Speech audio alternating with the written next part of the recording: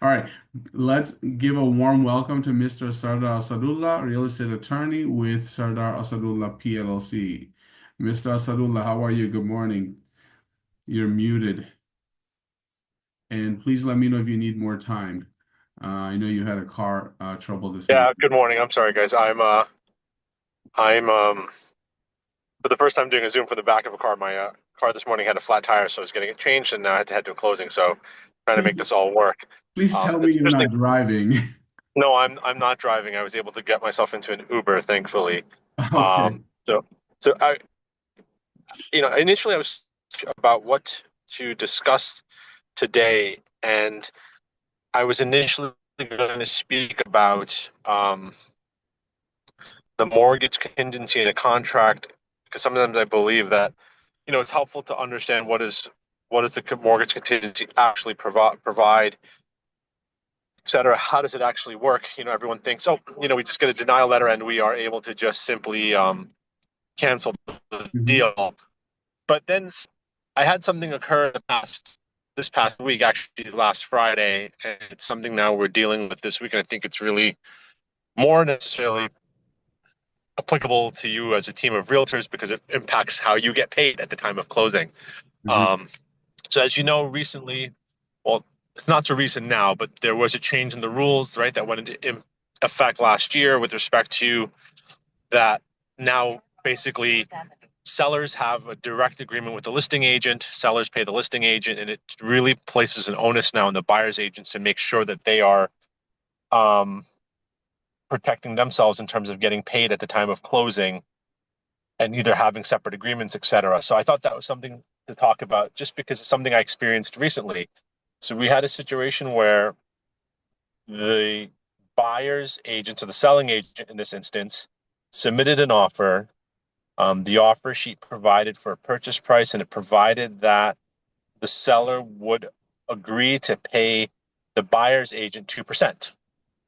Now, the binder was not signed by anyone, um, but ultimately my office received a contract of sale from the seller's attorney.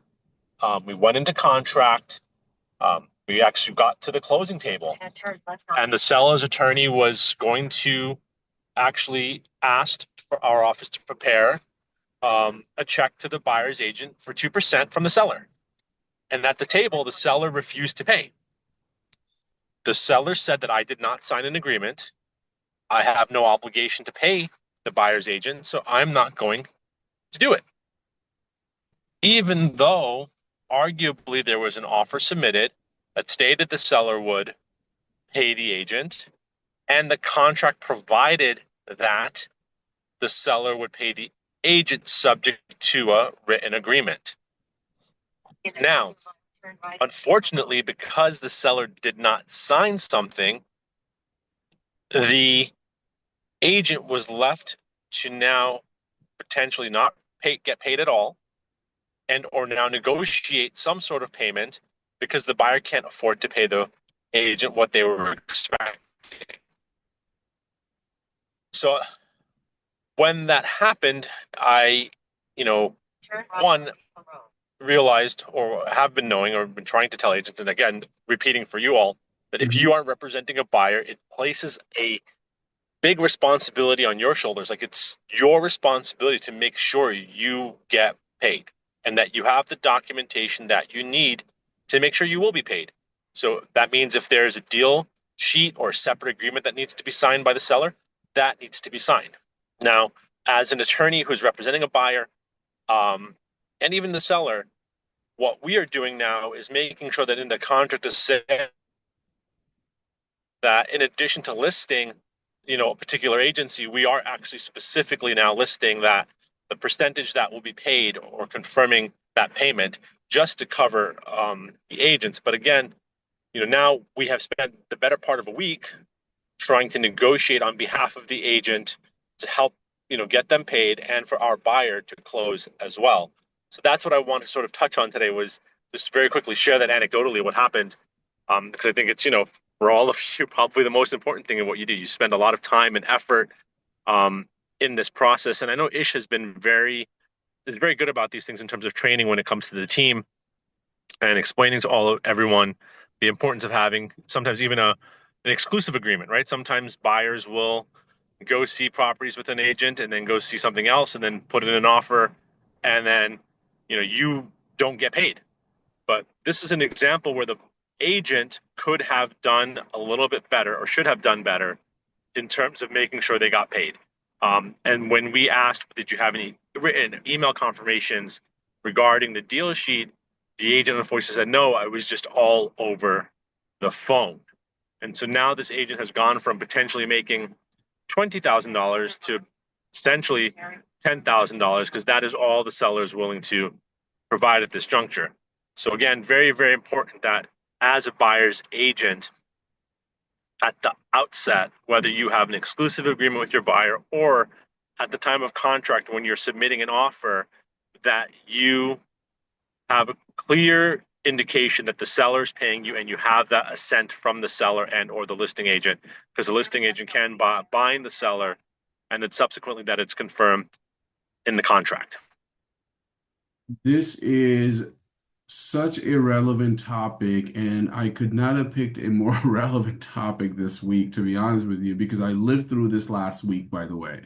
I thought you had access to my emails and my deal, which you were not, this particular deal, which you were not on, because I just lived through this last week with one of my deals, and it was a nightmare.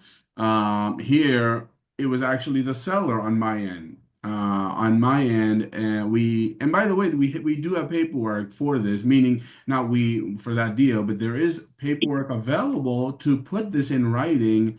But unfortunately, maybe lack of execution puts us in this situation. So we all have to learn from this, your experience and our experience, my experience last week. Um, I had a very similar situation last week, where a seller had agreed to pay the buyer's agent, um, but it wasn't documented officially. The only official documentation was on a purchase memo. So I would actually caution you, as well as everybody else, that a purchase memo is not official documentation either, because a purchase memo doesn't have a seller's signature. It's just what a realtor typed up and sent to an attorney, but what weight does that have, right?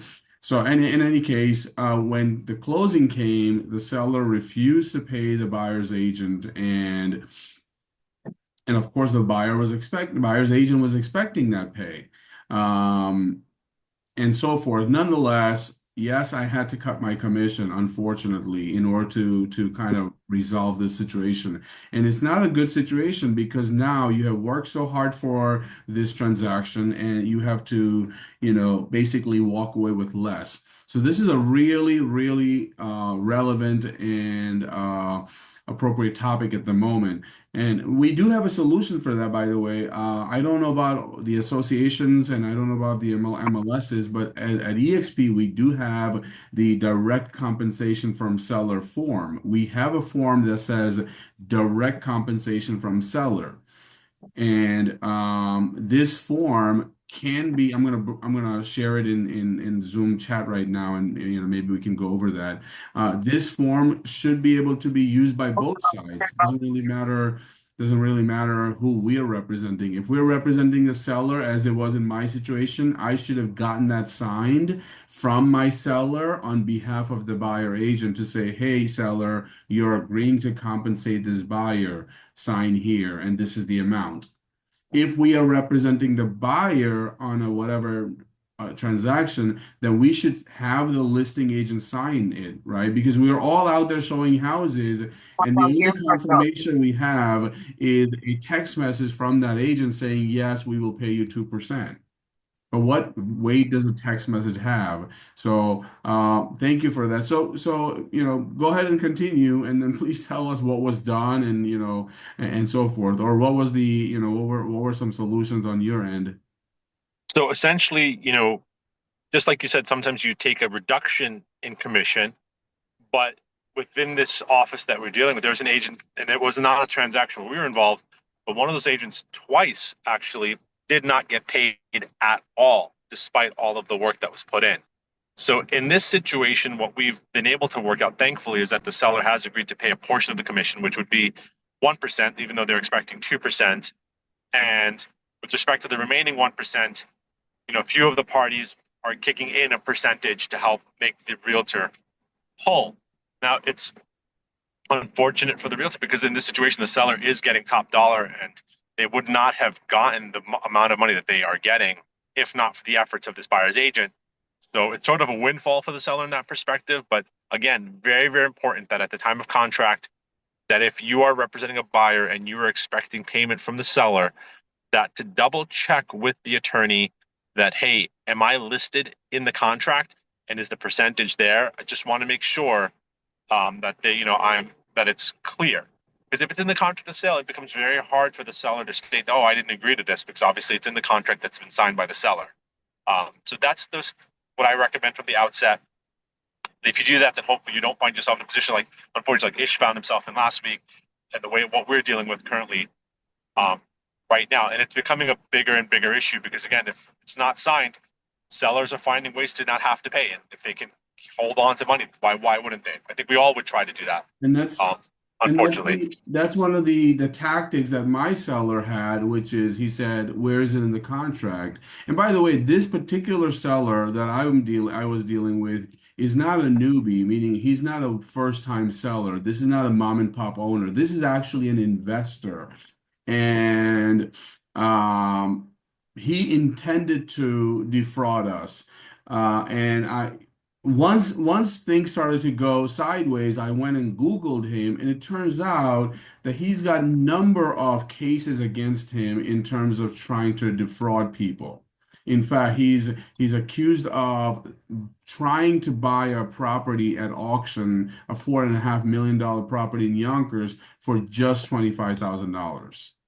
And he circumvents the process, meaning I don't know the whole, I don't know the whole auction process, but one of the things that you have to do is send a notice to that particular bank. And what he does is that he sends a notice, but to a completely entirely different wrong branch. So basically, the notice is never received by the branch in question, and so it kind of falls through the crack, and then he's kind of given this property, as a win, in auction and so forth. So anyway, he's got a number of lawsuits against him, which I was able to find out in Google once things started to go sideways. But one of his arguments was, where does it show in the contract that I'm supposed to be paying this agent? And I told him, I said, first of all, you're not new to this selling and buying real estate. Um, secondly, you know that real estate contracts do not even mention the agent's name. They only mention the brokerage, right? They don't mention the commission amount. They don't mention the agent Ish Kolia or whoever. They just mention the brokerage. And by the way, this particular contract that I'm talking about did not even have brokerage listed on it. And I asked for the contract a few times. Once we went into contract, I asked for contract a few times and I didn't get it, but I also kind of, forgot about it over time. You kind of get multitasking and busy and you kind of move on. Well, once we absolutely needed it, we finally got our hand on the contract, and one of the things I look at is the broker listed, and we were not listed. So when I asked for the broker to be listed, the other weird thing in our situation was the attorney on the seller side never responded to any of our emails.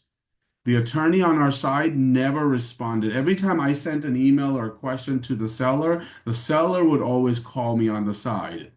Anyway, so the seller called me again on the side and said, "Hey, no, no, no, I'm not gonna have my attorney put the brokerage because he's gonna charge me $300, $400." I said, first of all, I don't, this is a mistake that an attorney made, not listing the brokerage. Secondly, this mistake has been made before and it's never been an issue. They rectify within 2 minutes and they send you an updated contract. I can't see an attorney charging you $300, $400 to list a brokerage name that he forgot to list. And in any case, anyway, so his one of his arguments is, where's the commission shown on the contract? And I said it's not shown, it's never shown, from my 8 years of experience. And I said even the agent's name is not listed there. Only the broker's name is listed. Um, Nonetheless, the other attorney, the buyer's attorney, feels that the seller himself is the attorney, by the way. The seller himself is the attorney, and he was the one, the seller as well as the attorney. But anyway, that's later to be discussed because obviously there are some names involved. Um, It's but yeah, interesting you bring up that it was an investor because in our situation as well, the seller is an investor. These are yes, sophisticated clients that know exactly what they're doing. So again, absolutely. sometimes, as Ish said, the contract may not specify the agent's name. It may simply just state the seller agrees to pay agents via a separate agreement.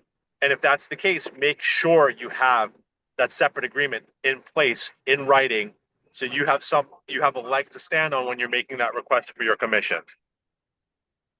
This seller walked away. I'm not kidding you. This is for, this seller walked away with close to $500,000. He bought this property for 145 at auction.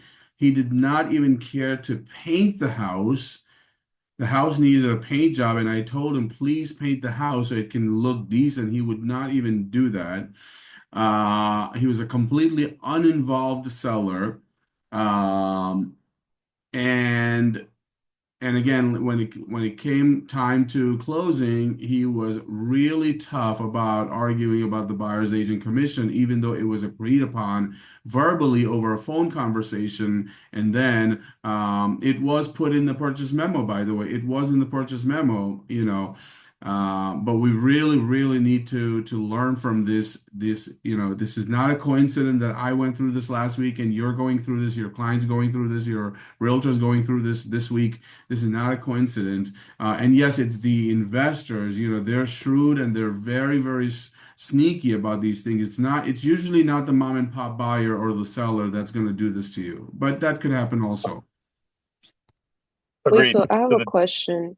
So Ish, like when you tell us to text the seller's agent to confirm what they're gonna pay us and even putting in the memo, like that's not good enough? That's not good enough. That is needed. That is a first step because that's how you start to document it, but that's not enough as we are learning. And we do, by the way, as we said, at EXP, we do have a form for that. And, we haven't needed it. I mean, I've sold houses, for my buyer since last August and I've gotten paid. In fact, I had a closing last week for a buyer, and the realtor did tell me over text message that my commission would be 2%. Put that in the memo, and I got paid on Pearsall. Pearsall, some other right, seller, some other agent. When closing came, I got paid, no issues at all. So most people are not going to go ahead and do this to you, but we can't do business on what most people will do to us. We need to make sure that we tie the knots and we tie things down for all of our deals. So yes, right. getting it in text writing, text message or email writing is the first start, but that's not the only thing, and that's not good enough. Ultimately, ultimately speaking, you want something signed by the seller. So there That's are right. purchase agreements. For example, I think the LIBOR purchase agreement has a section to be signed by the buyer and the seller. If that LIBOR agreement happens to get signed by the seller, that's a good thing to have. But the best thing to have, or at least know that you have, is again the EXP agreement that Ish is mentioning, and or in addition to that, certainly it fits in the contract of sale. But again, text message, etc. All of these things become helpful in the event of some sort of litigation, right? If you go to court. But again, you're hoping to avoid having to go to court on things of this No, of nature. course, and they know that. The seller said to me, "Go ahead and sue me." But the seller also knows that who in their right mind is going to sue for X thousand dollars, $5,000, $10,000, right? So I one know thing I that. will, sure, Go ahead. I'm going to just interject on one thing here. So there is a potential remedy available to realtors. And I don't want, and I'm not saying this because this is what you want to do, but it's something that's just keep in the back of your mind because it is a protection for you that if you are entitled to some form of payment and the seller refuses to, you can file a notice with the county clerk's office that would require a portion of the proceeds to be deposited in escrow with the court until it's determined whether or not there's a payment to be made. And I've seen that utilized as a means of having, having a seller actually do the right thing. But again, not that we want to rely on those remedies, but they do exist. Again, the best thing you can do is be proactive, make sure that you have in writing, signed by the seller, whether you're a listing agent or buying it, whatever it may be, right? That you have something in writing from the seller specifically stating that what they're paying you. And if you're a listing agent, right, is what happened to Ish this past week. Unfortunately, he had to work around Seller client. his, his commission to make it work with the buyer. And so if you're the listing agent, you want to make sure you have it clearly written that, hey, seller, you're agreeing in addition to paying me, you are also paying the buyer's agent separate and apart from whatever you've agreed to pay me. Right, right. My my pet peeve with this whole thing sometimes is that, once we move the transaction to the memo stage, sometimes the realtor starts to get cut out from the communication, between the attorneys. And I understand there are reasons for that as well. But, it kind of puts us in the blind spot. For example, in this situation, and it has happened before, where attorneys start to talk to each other. Some attorneys even will include you in the draft of the contract. So you can actually see the draft of the contract. I can see that the brokerage is listed and so forth. Sometimes you're not aware of anything until the contract is fully signed, and once it gets back to you, you see, oh, my broker's name is missing, right? So we have to insist that we are involved in the communication. We get to see the draft of the contract. We make sure that we are listed as a brokerage. I would insist on being listed as individual, my name as well, to say, yes, it's eXp Realty, but it's Ish Kolia. And I would also insist going forward that the commission percentage is also listed as well, right? For both brokerages, for both brokers and brokerages, buyer side and seller side, if the seller is going to be paying. Or whoever's going to be paying. So if the buyer is going to be paying, perhaps that should be documented as well. But yeah, so Agreed. Right. go ahead. I Uh, agree with Ish on all of those points. and Yeah, I have a question. Yes. Hi, sorry. no worries. Um, um, so if we do it old fashioned where we take our 6%, we tell the seller that, we're gonna share the commission, we continue it the same old fashioned way? That's fine. Okay. Sorry, with it. Can you, let's say the No, 6 and you share? Yeah, you can just look. There are any transactions that, if the seller is going to pay you the 6% and you agree with the to share. buyer's agent that you're going to share, then that's totally fine. But Okay. in that scenario, what I would say is if I was the buyer's agent, I'd still want to make sure that I have in writing from the listing Right. agent that says, hey, I'm getting paid 6% from the seller. I'm going to share that portion with you. If you don't, then you run the risk of the listing agent at the time of closing saying, "Oh, you know what? Seller's paying me. I have an agreement with the seller. I don't have it. You have nothing in writing, um, saying that I'm going to share with you, right?" So So I you still want to have take those steps to protect yourself. Okay, so if I'm the buyer's agent, I'm gonna still, if they say, well, they're gonna share 2% of their 6%, I still say I want to see it in writing. Oh, That you're gonna absolutely. give me. Gotcha. Especially in this market with the new rules that we're working under, for sure. Okay. Anybody who's got a buyer in contract right now, we do have the form, which is direct compensation from seller. Send it to the listing agent and have the listing agent get it signed by the seller, right? The sooner we start to document things correctly, the better off we are. We do have a form for that provided by eXp Realty. So if you have a buyer that's in contract, this is not for going forward. Apply to even existing deals that you have, right? So if you have a buyer that's in contract and the seller's agent told you by text message or email that they'll pay you 2%, well, send this form, get it signed, and from their client, okay? And we'll be sharing the form in Telegram with everybody.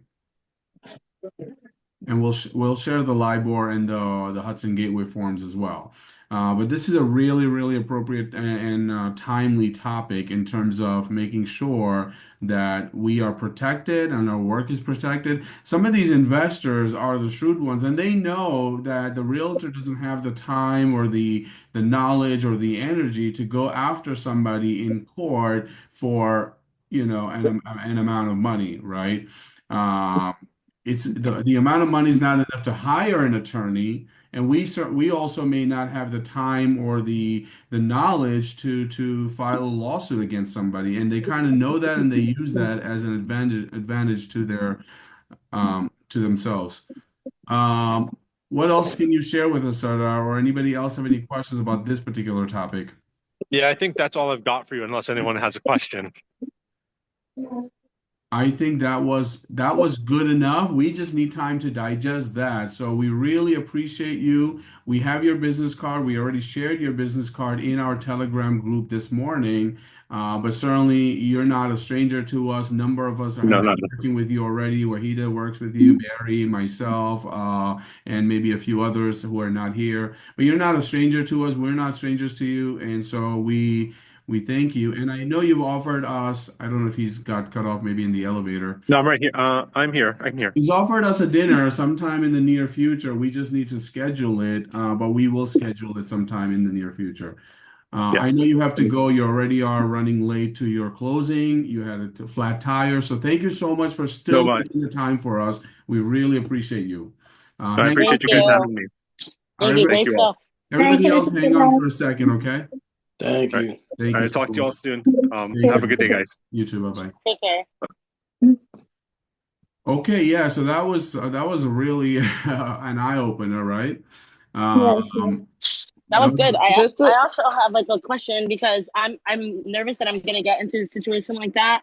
I have like my commercial property where the first agreement that he signed with me, he had said he wanted to do 3%, and then he changed the percentage that he wants to pay. So I sent him another agreement to put the 2%. But I actually don't know how that works with like what's in SkySlope and what's submitted to EXP. So I guess I need a little bit of guidance there, okay. just to Um, make sure that they have the right documents and they do the 2% instead of the 3%. All of that sure. stuff. So um, in SkySlope, we would basically put down whatever we you gave to us in on your documentation. So your initial listing contract says 3%, and that's what's in SkySlope. SkySlope is our behind the scenes technology where we submit documents to EXP, and EXP keeps that, for record for years, and then that's Yeah, what EXP pays us out of based on. yeah, However, if you have a new agreement for 2%, then you need to tell us that. You need to also give us that new agreement so we can update SkySlope, and then yeah, the closing check will be accordingly. yeah. I had it sent to him and then it was sent back, but I was like looking through SkySlope and I don't see it, so I feel a little bit confused. Like the You signed sent document. you sent it to him to sign, Yes, and your question is you don't see it in SkySlope whether he signed it or not. I got the email saying that everybody signed. Okay, so So when you're in, and by the way, we would do this for you. So again, you can yeah. always ask myself and Gurley to do this, and we could have sent it out. But in this particular case, if you sent out something to sign at the top of your SkySlope screen where you're in DigiSign, it says Mm-hmm. all and sent and completed. So make sure you're looking under completed. All right, I'll take a look at that. That could have been or go back to the email. Well, if you got an email that says everyone is signed, well, it should be attached in that email too. Yeah. Okay. Anytime you get an email that says everyone has signed the document, it's always attached in there. Right. Okay. All right. So, um, please make sure that you are, not cutting corners and you're not rushing yourself into a relationship with a buyer or seller and not documenting it properly. It needs to be documented. It can't just be over a text message, and it certainly can't be over verbal. right? It needs to be documented properly with a full signature. And as the attorney said, as Mr. Assadullah said, not only document it, but actually have it in the contract. And I'm going to insist going forward that my contracts mention the broker. Obviously, the broker's name is mentioned there, but it should mention your name as an agent, and it should also mention the commission percentage, because then the seller is signing that document. Okay? All right, that's it for now. I hope this was helpful. Let's get out of here. You have Mr. Asadullah's office number. What I like, I've been working with him for over 5 years, by the way, and I have purchased number of properties myself with him. I have all of my family members have worked with him, and many, many clients have worked with him. Probably 10 of my clients work through him in a year or more. And the reason we work with him is, first of all, because he's knowledgeable, he's accessible, and they're also very responsive. He's not a Very one, responsive. very responsive. He's not a one-man show. He's not a two-person show. He's got a staff of like 12. And they only do real estate. They don't fight lawsuits, or they're not, criminal attorneys or this attorney or that attorney, meaning they're not at the courthouse ever. They're only in the office and they're only at the closing table. That's it. So, because some attorneys do a bunch of things, and when every time you call them, their paralegal will say, "Oh, so and so is at court right now." Okay, but I've got a I've got a real estate transaction that's been waiting for 3 days, right? So you really want to make sure that you have a good attorney, and you want to make sure that you tell your client about that, right? And I always tell my client, first of all, never pick an attorney based on a dollar amount. Sardar's fees are pretty reasonable. I believe they're at, and don't quote me, but I believe they're at 1750. But to me, 1750 is a very reasonable fee for somebody who's going to keep you legally safe in a transaction. By the way, once the house sells, the realtor walks away. The realtor's done. Once the deal's done, the realtor's done. The mortgage person is also done also. Once the deal is done, the mortgage person is done. But if the house sells and there was a legal mistake on the house, that mistake can come to bite the seller or the buyer, right? So you don't want to pick a cheap attorney. You want to pick a good attorney, right? And I'm not saying that Sardar is the most expensive, because there are attorneys that charge $2,500 as well. And I'm also not saying that somebody who charges more is a better attorney. I'm not saying that the $2,500 guy is a better attorney. No, not necessarily either.